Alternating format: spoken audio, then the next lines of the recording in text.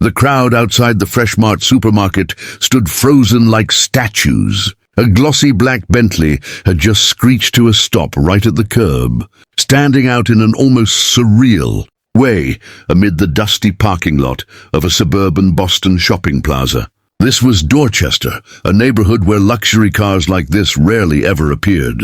No one had any idea what was about to happen. The car door opened. A woman stepped out, tall, radiant power emanating from every stride she took.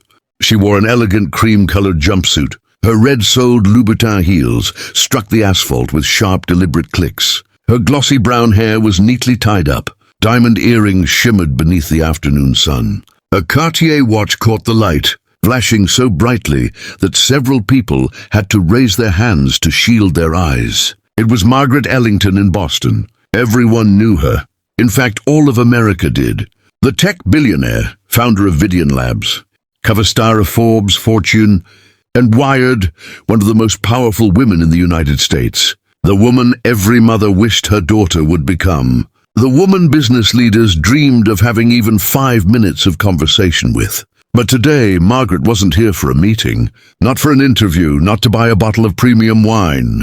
She was walking straight toward a janitor. He stood beside a row of shopping carts, a broom in his hands, sweeping dry leaves scattered across the sidewalk. His dark blue uniform was faded and wrinkled from being washed too many times. His black hair was tangled, as if it hadn't been combed in days. Stubble covered his chin, not long enough to be called a beard, not short enough to look neat. His eyes were sunken, fixed on the ground, as though he were trying to avoid the entire world. He looked up when he heard the sound of heels approaching. Confused, startled, no one ever came up to him voluntarily. Certainly not a woman from an entirely different world like this. Margaret stopped in front of him, less than a meter away.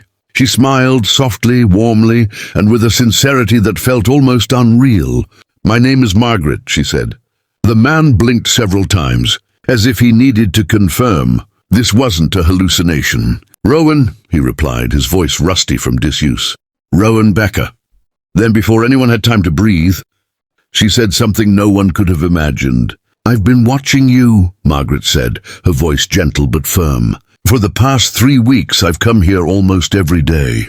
I've seen how you talk to customers, not out of obligation, but because you genuinely listen to them. I've seen how you explain change to that little kid patiently, clearly like a real teacher.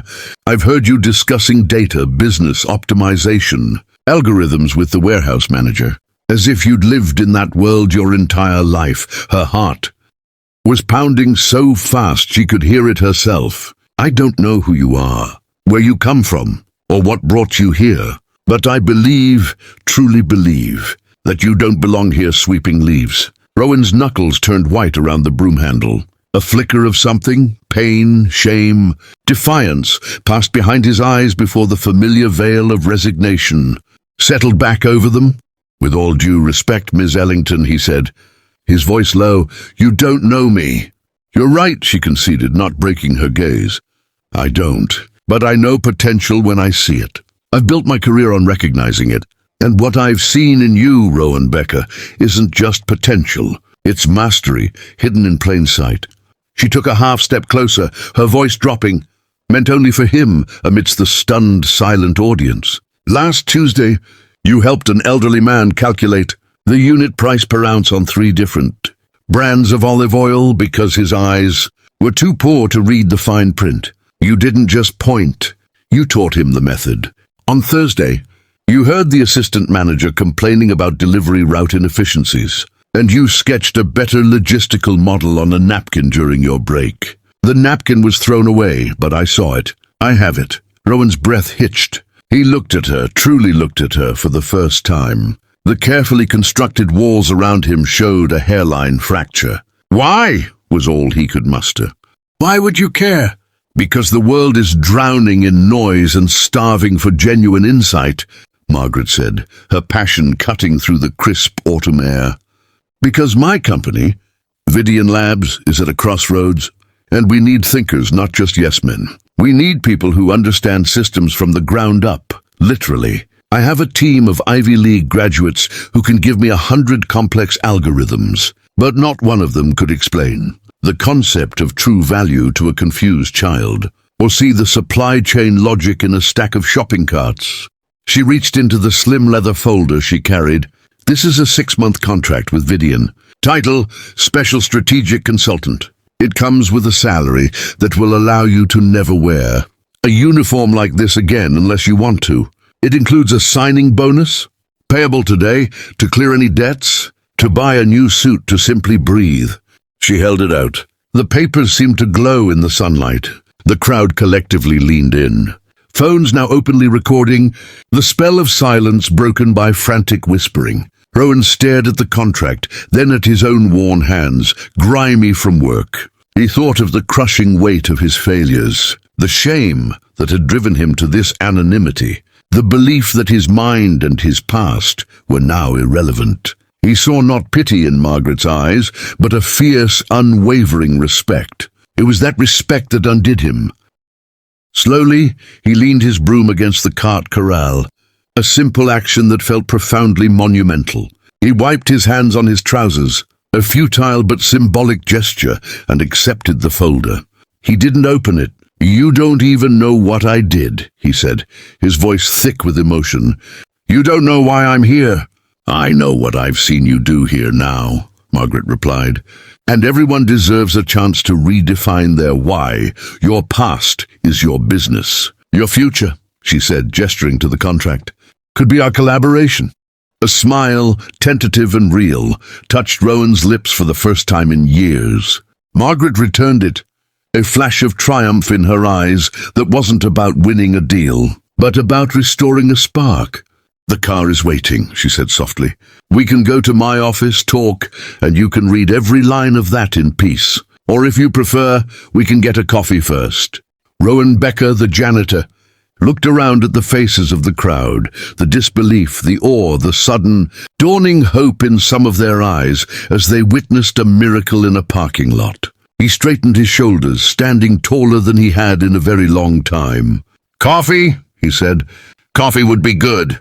With a final nod to the bewildered supermarket manager peering through the glass doors, Rowan Becker walked beside Margaret Ellington toward the gleaming Bentley. He did not look back at the broom or the scattered leaves. The two figures, one from the pinnacle of society and one from its hidden depths, drove away, leaving behind a transformed scene. The crowd didn't disperse for a long time.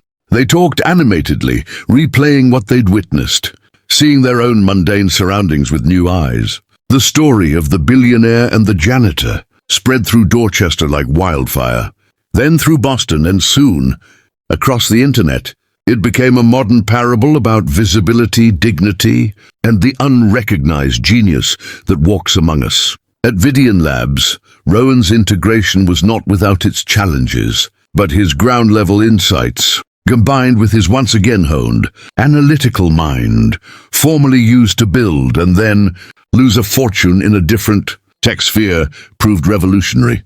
He helped redesign user interface protocols based on human interaction patterns he'd observed at the store. He streamlined internal logistics with the simple, brutal efficiency of someone who'd had to manage cleaning an entire plaza before sunrise.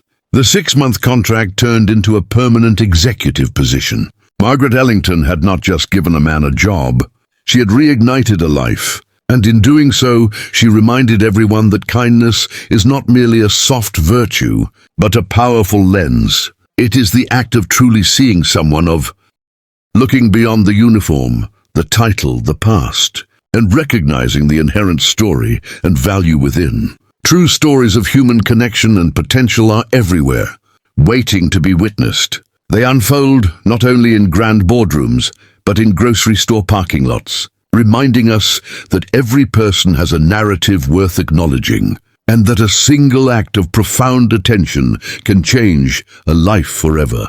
If you were moved by this story of seeing hidden potential and transformative kindness, please show your support for our channel. Like, share, and subscribe to Kindness True Stories. We are dedicated to bringing you powerful, real-world narratives that highlight the incredible impact of compassion and belief in one another. Your engagement helps us share more of these important stories. Thank you for watching, and remember to choose kindness.